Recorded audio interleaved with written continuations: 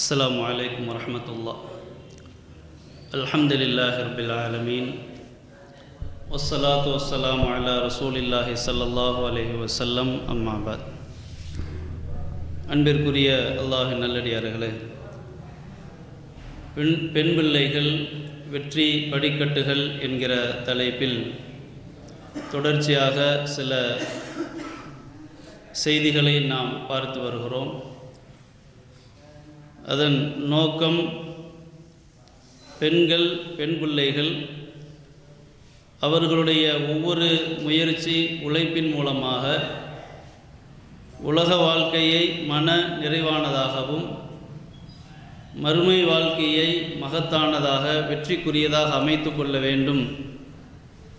அந்த உயர்ந்த நோக்கத்தில்தான் அல்லாஹ் ஆணையும் பெண்ணையும் படைத்திருக்கிறான். ரெண்டு பேருக்கும் லட்சியங்களும் உழைப்புகளும் தனித்தனியாக இருக்கிறது என்பதை நினைவூட்டுவதற்காகத்தான் இந்த செய்திகளை நாம் பார்த்து வருகிறோம்.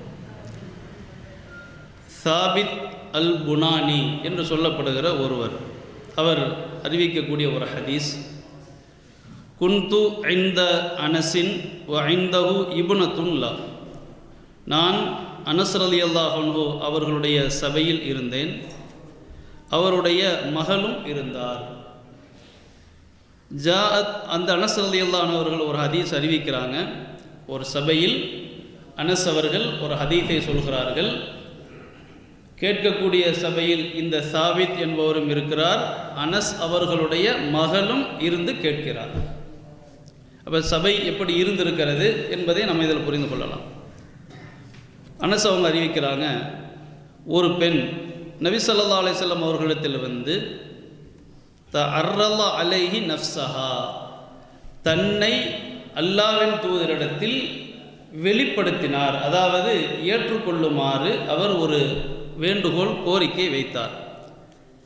என்னை நீங்கள் திருமணம் செய்து கொள்ளுங்கள், அல்லது உங்களுக்கு விருப்பம் இருந்தால் என்னை திருமணம் செய்து கொள்ளுங்கள் என்பதாக ஒரு கோரிக்கையை தானாக முன்வைந்து வைக்கிறார்.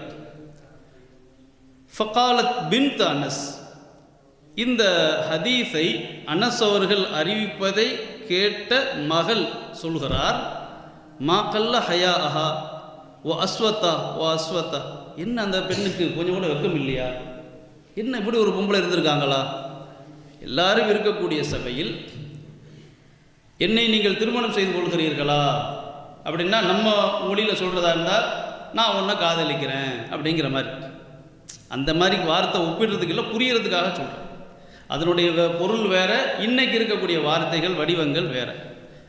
அப்போ இந்த ஹதீஸை வாப்பா அறிவிக்கிறார். அந்த சபையில் மகள் இருந்து கொண்டு கடந்த காலத்தின் அந்த பெண்ணின் நிகழ்வை இந்த மகள் எப்படி புரிந்து கொள்கிறார், அந்த அம்மாவுக்கு அந்த பொம்பளை கொஞ்சம் கூட வெக்கம் இல்லையே, என்ன மனுஷி இப்படியே அவள் சபையில் வந்து கேட்பாங்க, உங்களை கல்யாணம் பண்ணிக்கிறேன்னு சொல்லிக்கிட்டு யாராச்சும் இப்படி கேட்பாங்களா என்பதாக இயல்பான ஒரு உணர்வை அவர் வெளிப்படுத்துகிறார்.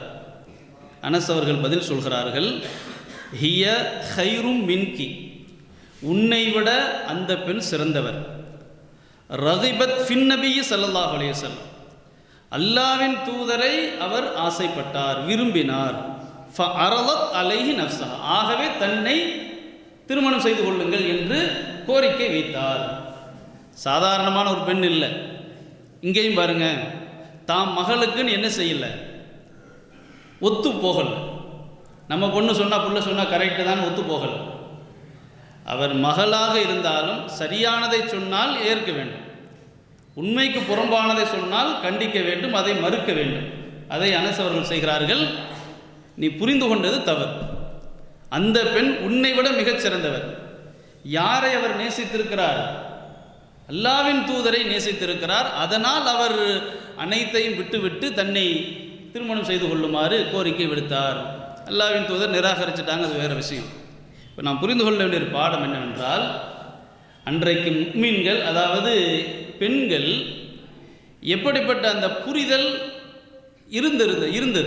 இந்த இறை நம்பிக்கை என்பது அல்லது தௌஹீத் என்பது ஒரு பெண்ணை எந்த அளவிற்கு பக்குவப்படுத்தியிருந்தது. இன்றைக்கு ஒரு ஆணுக்கோ பெண்ணுக்கோ காதல் என்கிற அந்த உணர்வு வெளிப்படுகிறது. எதை வைத்து வெளிப்படுகிறது? நிறத்தாலோ காசு பணத்தாலோ அல்லது வீணா போன வெட்டி பந்தாவாலோ இது போன்ற காரணங்களால் தான் அந்த லவ் காதல் என்பதாக உணர்ச்சி பொங்க வருகிறது. அந்த உணர்ச்சி குறையும் போது காணாமல் போய்விடுகிறது. உணர்ச்சி எந்த அளவுக்கு வருதோ அந்த அளவுக்கு காதல் வெளிப்படும். உணர்ச்சி குறைய குறைய காதல் காணாமல் போயிடும். இது இயல்பாக உள்ளது. ஆனால் அந்த பெண் தன்னுடைய அன்பை அவர் வெளிப்படுத்துகிறார். அதற்கு காரணம் என்ன? இவருக்கு நிகரான ஒரு மனிதர் உலகத்தில் இல்லை. இவரை நமதாக்கி கொண்டோம் என்றால் நமது மறுமை வாழ்க்கை மிக உன்னதமானதாக மாறும் என்கிற அந்த தெளிவான புரிதல் இருந்தது. இன்றைக்கு இருக்கிற இளைய பெண்களுக்கோ அல்லது இளைய ஆண்களுக்கோ இளைஞர்களுக்கோ இன்ன பெண்ணை திருமணம் செய்தால் என் மறுமை வாழ்க்கை சிறக்கும் என்கிற அந்த லட்சியத்தோடு விருப்பத்தை தெரிவிக்கக்கூடிய விரும்பக்கூடிய எத்தனை இளைஞர்கள் இருக்கிறார்கள், அல்லது எத்தனை இளைஞர்கள் இளைய பெண்கள் அந்த காதல் வருதுன்னு சொல்கிறாங்களா இல்லையா? அந்த உந்துதல் என்பது எத்தனை பிள்ளைகளுக்கு இந்த ஆணை திருமணம் செய்வதால் என் மறுமை வாழ்க்கை உன்னதமானதாக மாறும் என்கிற புரிதல் எத்தனை பேருக்கு இருக்கிறது? அப்படிப்பட்ட சிந்தனையை 190% இல்லை என்றே சொல்லிவிடலாம். ஏன் அப்படின்னா இன்னைக்கு ஏற்படுகிற பெரும்பாலான அந்த காதல் அல்லது அன்பு என்பது, அன்பு என்கிற வார்த்தை பயன்படுத்துவதற்கு தகுதி இல்லை.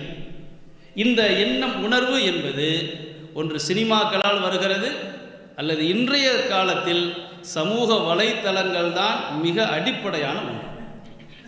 மக்களுக்கு நல்லது நாடக்கூடிய நல்லோர்கள் அல்லது வழிகாட்டிகள், குறிப்பாக ஒரு நாளைக்கு முந்தி கூட பார்த்துருப்பீங்கன்னு நினைக்கிறேன், நிறைய பேர் வாட்ஸ்அப்பில் ஒரு வீடியோ எல்லா பக்கமும் போயிட்டு இருக்குது. ஒரு பெண் போலீஸ் அதிகாரி மாணவிகளுக்கு உபதேசம் செய்கிறார். தயவு செய்து நீங்கள் இன்ஸ்டா பயன்படுத்தாதீர்கள். இன்ஸ்டாகிராம் மாதிரி ஒரு கேடுகட்ட ஒரு சோசியல் மீடியா கிடையாது, அவ்வளவு படுமோசமானது, நாசமாக போவதற்கான அத்துணை விஷயங்களும் இன்ஸ்டாவில் இருக்கிறது. தயவு செய்து அந்த இப்லீஸுக்குள்ளே போயிடாதீங்க. அவருக்கு மறுமை நன்மை இருக்கிறதா? அல்லாஹ்வை பற்றிய நம்பிக்கை இருக்கிறதா? கபர் விசாரணை அல்லது மறுமை விசாரணை, சொர்க்கம் நரகம், எந்த நம்பிக்கையும் இல்லை. அந்த வேதனை இருக்கிறது. இன்றைக்கி பிள்ளைங்க பூரா நாசமாகிட்டு இருக்கிறாங்களே, கண்ணியத்தையும் கற்பையும் இழந்து, மானத்தை இழந்து, வாழ்க்கையை தற்கொலை இழக்கக்கூடிய அளவிற்கு, தற்கொலை செய்து கொள்ளக்கூடிய அளவிற்கு நிறைய பிள்ளைகள் நாசமாகி போய் கொண்டிருக்கிறார்கள். அதற்கு மிக முக்கியமாக இன்ஸ்டாகிராம் இருக்கிறது. தயவு செய்து அந்த சனியனை விட்டுருங்க என்று அந்த பெண் அதிகாரி சொல்கிறார். ஏன் அப்படின்னா அந்த ஏற்படுகிற விளைவை பார்க்குறாங்க. அந்த இன்ஸ்டாவை ஒழிக்க முடியாது, ஆனால் பயன்படுத்தக்கூடியவங்க தவிர்த்து கொள்ளலாமா இல்லையா? அதனால் பிள்ளைகள் தயவு செய்து அதை பார்க்காதீங்க, அந்த வாசல் பக்கமே போயிடாதீங்க. அவ்வளவு கேடுகளுடைய ஒட்டுமொத்த வடிவமாக இருக்கிறது என்பதாக அவங்க சொல்கிறாங்க. அப்போ இன்றைக்கு அந்த ஏற்படுகிற அந்த காதலோ இன்ன பிற பெயர்களோ இந்த விஷயத்தை வைத்துத்தான் வருகிறதே தவிர வேறு மறுமை வெற்றி அல்லது கொள்கை பிடிப்பு அந்த வகையில் எதுவுமே இன்றைக்கு இல்லை. 1500 ஆண்டுகளுக்கு முன்பு வாழ்ந்த அந்த பெண்கள் எப்படி இருந்தார்கள், வாழ்க்கை பற்றிய அந்த புரிதல் எப்படி இருந்தது, நான் ஏன் உலகத்தில் வாழ்கிறேன், எதற்கு இத்தனை கோடிக்கணக்கான படைப்புகளில் என்னை இவ்வளவு அற்புதமாக இறைவன் படைத்திருக்கிறான், அது சும்மா வீணா வெட்டியாக படைக்கல, அதற்கென்று ஒரு நோக்கம் இருக்கிறது என்பதை இந்த கொள்கை, இந்த குர்ஆன் புரிய வைத்திருந்தது. அதனால தான் விவரமில்லாத காலமாக தெரிந்தாலும் ரொம்ப தெளிவாக இருந்தார்கள். இன்றைக்கு எல்லா விவரங்களும் இருக்கிறது. அடி முட்டாள்தனத்திலும் முட்டாள்தனமான முடிவுகளை இன்றைக்கு பிள்ளைகள் எடுக்கக்கூடிய ஒரு நிலையை பார்க்கிறோம். அதே போல புரைதா ரலியல்லாஹு அன்ஹு அவர்கள் அறிவிக்கக்கூடிய ஹதீஸ், பைனா அன ஜாலிசுன் இன்த ரசூலில்லாஹி ஸல்லல்லாஹு அலைஹி வஸல்லம் இத் அத்தத்துஹு இம்ரா, நான் அல்லாஹ்வின் தூதருடைய சபையில் இருக்கும்போது ஒரு பெண் வந்தார். அவர் அல்லாஹ்வின் தூதரிடத்தில் ஒரு கேள்வி கேட்கிறார். இன்னி தசத்தக்து அலா உம்மி பிஜாரியா, என் தாயாருக்கு ஒரு அடிமை பெண்ணை தர்மமாக நான் வழங்கியிருந்தேன். ஒரு மகன் பெற்றோருக்கு செய்ய வேண்டிய கடமை அனைத்தையும் செய்ய வேண்டும், அந்த கடமையெல்லாம் நிறைவேற்றுகிறார். கூடுதலாக தர்மமாக தன்னிடத்தில் வசதியான ஒரு நிலை, ஒரு அடிமை பெண் இருக்கிறார். இவர் செய்யக்கூடிய கடமையோடு அந்த தாய்க்கு தர்மமாகவே ஒரு அடிமையை நான் வழங்கிவிட்டேன். ஓ அன்னஹா மாத்தத், அந்த தாய், என்னுடைய தாய், அவர் மரணித்து விட்டார். இப்போ அந்த பெண் என்ன கேட்குறாங்கன்னா, நான் ஒரு அடிமையை கொடுத்துருந்தேன், எங்கள் அம்மா மூத்தா போயிட்டாங்க, இப்போ அந்த பிள்ளை அந்த அடிமை வாரிசு என்கிற அடிப்படையில் எனக்கே வருகிறது, இப்போ எனக்கு நன்மை கிடைக்குமா கிடைக்காது? எவ்வளோ ஒரு கேள்வி பார்த்தீங்களா? அவங்களுக்கு செய்ய வேண்டிய கடமையெல்லாம் செய்வதோடு தர்மமாக ஒரு அடிமையை கொடுத்து அதன் மூலமாக எனக்கு வாரிசாக வருகிறது, நன்மை கிடைக்குமா கிடைக்காதா? அல்லாஹ்வின் தூதர் சொல்கிறார்கள், வஜப அஜுருக்கி, கண்டிப்பாக உனக்கு நீ கொடுத்த தர்மத்தின் நன்மை உண்டு. ஒரு அத்தகா அலைக்கில் மீராத், அது வாரிசு பொருளாகவும் உன்னிடத்தில் திரும்ப வருகிறது. அப்போ ரெண்டும் தான், ஒரு கல்ல ரெண்டு மாங்காய் தான். ஆனால் உன்னுடைய உழைப்பு என்ன செய்யாது, வீணா போகாது, அந்த நன்மையும் கிடைக்கும். இப்போ உனக்கு வாரிசு அடிப்படையில் மகள் என்கிற அடிப்படையில் அந்த அடிமையை உனக்கு சொந்தமாகத்தான் வருகிறது, இதுவும் சரிதான், நீ செஞ்சதும் சரிதான் என்பதாக சொல்கிறாங்க. அப்போ அந்த பெண் எப்படி இருந்திருக்கிறார்? வயசான அம்மாவை பார்க்க வேண்டிய கடமைலாம் எனக்கு இல்லை என்று உதாசீனப்படுத்திட்டு போகலாம். பெண்ணாக இருந்தாலும் அந்த புரிதல் இருந்திருக்கிறது. தாய் தந்தையை கவனிக்க வேண்டும், அவர்களுக்கு செய்ய வேண்டிய கடமைகளை நாம் புறந்தள்ளிவிடக்கூடாது என்கிற அந்த புரிதல் இந்த ஒருத்தருக்கு இல்லை, பல வரலாறுகளை படிச்சிருக்கோம். ஏன் திரும்ப திரும்ப சொல்கிறேன்னா, ஏதோ ஒரு பெண் அப்படி இல்லை, 1000ல் 1 இல்லை, 100 இருந்தால் 100ம் அப்படி இருந்திருக்கிறார். எதுவுமே விமர்சிக்கக்கூடிய அளவிற்கு, குறை சொல்லக்கூடிய அளவிற்கு இல்லை, எல்லோரையுமே இந்த குர்ஆன் என்பது அவ்வளோ பெரிய ஒரு பக்குவத்தை ஏற்படுத்தி இருந்தது. இப்போ தாய்க்கு செய்ய வேண்டிய கடமையை செய்கிறாங்க, அது வாரிசு அடிப்படையில் வருகிறது, 2 கூலியும் உங்களுக்கு கிடைக்கும், கூலியும் கிடைக்கிது, அது வாரிசு அடிப்படையில் வருகிறது என்று சொல்கிறாங்க. அடுத்து அந்த பெண் கேட்கிறார், அல்லாஹ்வின் தூதரே, என் தாயாருக்கு 1 மாத கால நோன்பு கடமையாக இருந்தது, அது அவங்க வைக்க முடியல, அஃப அசூமு அன்ஹா, அதற்கு பகரமாக நான் நோன்பு நோக்க வேண்டுமா? சூமி அன்ஹா, நீ நோன்பு வைக்க வேண்டும். ஒரு மகள் எப்படி இருக்கிறாங்க பாருங்க. அம்மா மூத்தா போயாச்சு, பாப்பா மூத்தா போயாச்சு, அடக்கம் பண்ணி போட்டு மறந்துடல, என்னை பற்றி உலகத்தில் சிந்தித்தார்களா இல்லையா? அந்த தாய் தந்தையரை பற்றி மரணத்திற்கு பிறகு நான் சிந்திக்க வேண்டும், அவர்களுக்கு செய்ய வேண்டிய கடமை நான் செய்ய வேண்டும் என்கிற பொறுப்புணர்வு ஒரு ஆணுக்கு மட்டுமல்ல, பெண் பிள்ளைக்கும் இருந்திருக்கிறது. அந்த பொறுப்பு இன்றைக்கு வாழக்கூடிய பெண் பிள்ளைகளுக்கும் உண்டு. ஏற்கனவே நான் சொன்ன மாதிரி தான், மூத்தா போயிடுவாங்க, எல்லா வசதியும் பெண் பிள்ளைகளுக்கு செஞ்சு கொடுத்துருவாங்க, மூத்தா போனதோடு போய் சேரட்டும் என்று விடக்கூடிய பிள்ளைகள் தான் இன்றைக்கு மிக மிக அதிகம். அவர்களுக்கு செய்ய வேண்டிய நோன்போ அல்லது ஹஜ்ஜு போன்ற கடமைகளோ இருந்தது என்றால் அல்லாஹ்வின் தூதர் அதை தெளிவாக சொல்லித்தராங்க. ஒருத்தருக்கு ஹஜ்ஜு கடமையாக இருந்து செய்யாமல் போய்விட்டால் அதை நிறைவேற்றணும். அந்த பெண் கேட்குறாங்க, இன்னஹா லம் தஹஜ்ஜு, அல்லாஹ்வின் தூதரை, என் தாய் ஹஜ்ஜு செய்யலை, என்ன செய்யறது? அஃப அஹஜ்ஜு அன்ஹா, அதற்கு பகரமாக நான் செய்யணுமா? அதாவது ஹஜ்ஜு கடமையாக இருந்து செய்யாமல் விட்டுட்டாங்க, இதை நான் செய்யணுமா? சில பேர்கள் மூத்தா போயிருப்பாங்க, ஹஜ்ஜு கடமைங்கிறது இருந்திருக்காது, பிள்ளைகளுக்கு வசதி வரும், எங்கள் அம்மாவுக்கு பதிலாக எங்கள் பாப்பாவுக்கு பதிலாக உம்ரா ஹஜ்ஜு செய்யலாமான்னு அந்த கேள்விக்குள்ளே போக முடியாது. அவர்களுக்கு கடமையாக இருந்து செய்யாமல் போய்விட்டார்கள் என்றால் அந்த ஹஜ்ஜை நிறைவேற்றணுமா? ஆமா, ஹுஜ்ஜி அன்ஹா, அவருக்கு பதிலாக நீ ஹஜ்ஜு செய் என்று அல்லாஹ்வின் தூதர் சொல்கிறார். இப்போ எத்தனை விஷயங்கள் இருந்திருக்கிறாங்க பாருங்க. தாய்க்கு செய்ய வேண்டிய கடமை, அவர் விட்டு விட்ட நோன்பு, அவர் செய்ய தவறிய ஹஜ்ஜு, அனைத்தையும் அந்த தாயை பற்றி சிந்திக்கக்கூடிய பிள்ளையாக பெண்கள் இருந்திருக்கிறார்கள் என்பதை நம்ம பார்க்கணும். அப்போ இதுதான் வாழ்க்கை என்பது. இப்படி ஒவ்வொன்றையும் எடுத்து செய்ய வேண்டும், அதற்குத்தான் வாழ்க்கை. மனம் போன போக்கில் திடீர் என்று முடிவு பண்ணி வாழ்க்கையை முடிச்சுக்கிறதுக்கு பேர் இந்த உலக வாழ்க்கை எல்லாம் நமக்கு வழங்கல்.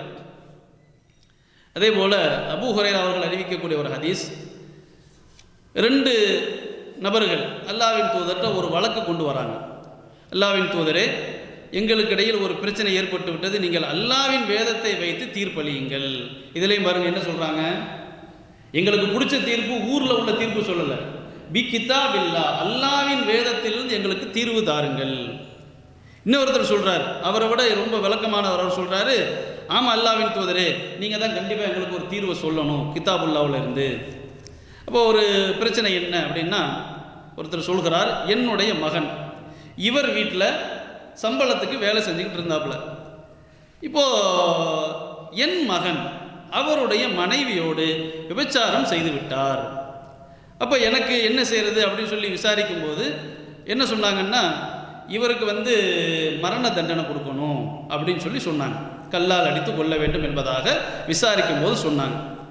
நான் அதை மாற்றி என்ன பண்ணேன்னா 100 ஆடுகளும் ஒரு அடிமை பெண்ணையும் அந்த இழப்பீடாக அந்த குடும்பத்திற்கு நான் கொடுத்து விட்டேன். மரண தண்டனை கொடுக்காம 100 ஆடு ஒரு அடிமை பெண் நான் இழப்பீடாக கொடுத்துட்டேன். பிறகு விவரம் தெரிந்தவர்கள்ட்ட கேட்டேன். பாருங்க எவ்வளோ தெளிவாக இருந்திருக்கிறாங்க பாருங்க. ஒரு குற்றம் நடந்துருச்சு, அதற்குரிய பரிகாரம் என்னன்னு தேடிக்கிட்டே இருக்கிறாங்க. ஒரு பரிகாரத்தை செஞ்சாச்சு.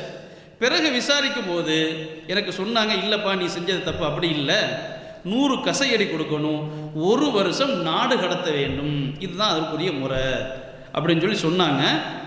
மரண தண்டனை என்பது பெண்ணுக்குத்தான். அதாவது இந்த பையன் திருமணம் ஆகாதவர், பெண் திருமணம் ஆனவர், குடும்ப பெண். அப்போ அவருக்கு மரண தண்டனை. திருமணம் ஆகாத பையனாக இருப்பதால் இந்த பையனுக்கு 100 கசையடியும் 1 வருஷம் ஊரை விட்டு நீக்கி வைக்கணும், நாடு கடத்தணும் அப்படின்னு சொல்லி சொன்னாங்க. அல்லாஹ்வின் தூதர் சொல்கிறார்கள், இந்த கேள்வியை கேட்டுட்டு சொல்கிறாங்க, ஒல்லதி நஃப்சி பியதிஹி, அல்லாஹ்வின் மீது ஆணையாக, லா அக்லியன்ன பைனக்குமா பிகிதாபில்லா, அல்லாஹ்வின் வேதத்திலிருந்து உங்களுக்கு இடையில் நான் தீர்ப்பளிக்கிறேன். இங்கேயும் பாருங்க அல்லாஹ்வின் தூதர், நான் உங்களுக்கு தீர்வு சொல்கிறேன்னு சொல்லல, என்ன சொல்கிறாங்க, அல்லாஹ்வின் வேதத்திலிருந்து உங்களுக்கு நான் வழிகாட்டுகிறேன், தீர்வு சொல்கிறேன். அம்மா கனமுக ஒ ஜாரியத்துக்க, உன்னுடைய ஆடு உன்னுடைய அடிமை பெண் ஃபருத்த அலை, அது உன்னிடத்தில் திரும்ப கொண்டு சேர்க்கப்படும். அது தண்டனை இல்லை, பரிகாரம் கிடையாது. 100 ஆட்டையும் அடிமை பெண்ணை நீ வாங்கிக்க. உன்னுடைய மகனுக்கு 100 கசையடி 1 வருடம் அவரை நாடு கடத்த வேண்டும். இதுதான் அதற்கான முடிவு. அடுத்து முக்கியமான ஒன்று, அந்த ஹதீஸ் அறிவிக்கக்கூடிய உனைஸ் அப்படிங்கிற ஒரு நபி தோழர் அல்லாஹ்வின் தூதர் சொல்கிறாங்க, நீங்கள் அந்த பெண்ணிடத்தில் செல்லுங்கள். ரஜ்மஹா, அவர் அந்த குற்றத்தை ஏற்றுக்கொண்டால் என்றால் ரஜ்முஹா, அவருக்கு கல்லால் எறிந்து கொடுக்கக்கூடிய மரண தண்டனை கொடுக்க வேண்டும் என்பதாக அல்லாஹ்வின் தூதர் சொல்கிறாங்க. பஞ்சாயத்து வந்துருச்சு, அந்த பையன் முடிஞ்சிருச்சு, சரி தப்பு செஞ்சது முடிவாயிருச்சு. அல்லாஹ்வின் தூதர் என்ன பண்ணாங்க, 2 பேருக்கும் என்னென்ன தண்டனை கொடுன்னு சொல்லலை, குறிப்பிட்ட ஒரு நபி தோழர்கிட்ட நீ போய் அந்த பெண்ணிடத்தில் கேள், இந்த குற்றத்தை நீ செஞ்சியான்னு கேள். அவர் ஏற்றுக்கொண்டால் அவருக்குரிய அந்த மரண தண்டனை நிறைவேற்று என்று ஒரு பொறுப்பு சாட்டுகிறார்கள். ஃபஅதரஃபத் ஃபருஜிமஹா, அந்த பெண்ணிடத்தில் விசாரிக்கிறார், அவர் ஆம் என்று ஏற்றுக்கொள்கிறார். அதற்கு பிறகு அவருக்கு மரண தண்டனை வழங்கப்படுகிறது. புகாரில் இந்த ஹதீஸ் பதிவு செய்யப்பட்டிருக்கு. ஒரு ஆச்சரியத்தை பாருங்களேன், அந்த பெண் ஒரு கால் அதெல்லாம் இல்லைங்கன்னு சொல்லிட்டா இந்த தண்டனை கிடைக்குமா? மரண தண்டனை கிடைக்குமா? கிடைக்காது. அல்லாஹ்வின் தூதர் என்ன பண்ணல, பையன் ஒத்துக்கிட்டான், அந்த பொண்ணை போய் போட்டு அடைய மரண தண்டனை கொடுங்கன்னு சொல்லல, விசாரி கேளுங்க, ஏற்றுக்கொண்டார் என்றால் மரண தண்டனை அப்படின்னு சொல்லி அல்லாஹ்வின் தூதர் சொல்றாங்க. அப்போ அவரும் ஏற்றுக்கொண்டார். இப்போ எப்படி இருந்திருக்கிறாங்க அந்த பெண்கள், எப்படி பக்குவப்பட்டிருக்கிறாங்க? ஏதோ வாழ்க்கையில் ஒரு தப்பு செஞ்சிட்டோம், சந்தர்ப்ப சூழ்நிலை என்னமோ ஒன்று செஞ்சு போட்டோம். ஆனால் அல்லாஹ்வின் தூதர் அல்லது அல்லாஹ்வுடைய வேதம் நமக்குரிய அந்த பரிகாரத்தை தரும்போது நமக்கு அதை தப்பித்து கொள்வதற்கு, சாக்கு போக்கு சொல்வதற்கு, விலகி ஓடுவதற்கு வாய்ப்பு இருந்தாலும் அதை நம்ம செய்யக்கூடாது. அந்த குற்றத்தை ஒப்புக்கொண்டு அதற்குரிய பரிகாரத்தை இங்கேயே முடித்து விட வேண்டும் என்கிற அந்த பக்குவம் அவர்களுக்கு புரிதல் இருந்ததா இல்லையா? இதுதான் அன்றைக்கு இருந்த அந்த பெண்கள். இந்த பக்குவத்தை ஏற்படுத்தியது குர்ஆன். இந்த பக்குவத்தை உண்டாக்கியது குர்ஆனுடைய செயல் வடிவம் ரசூல். அப்போ அந்த குர்ஆனை, அந்த ரசூலை உயிரை விட மேலாக நேசிக்கக்கூடிய இஸ்லாமிய குடும்பங்கள், ஆண்கள், பெண்கள், இன்றைக்கு நம்முடைய குடும்ப வாழ்க்கை முறை எப்படி இருக்கிறது என்பதை நாம் சிந்திக்க வேண்டும். அல்லாஹ் ரப்பல் ஆலமீன் இதை புரிந்து நம்முடைய செயல்களை அமைத்துக்கொள்ள அருள் செய்வானாக. வாஹிர் தாவானா அல்ஹம்துலில்லாஹி ரப்பில் ஆலமீன். சுப்ஹானக்கல்லாஹும்ம வ பிஹம்திக.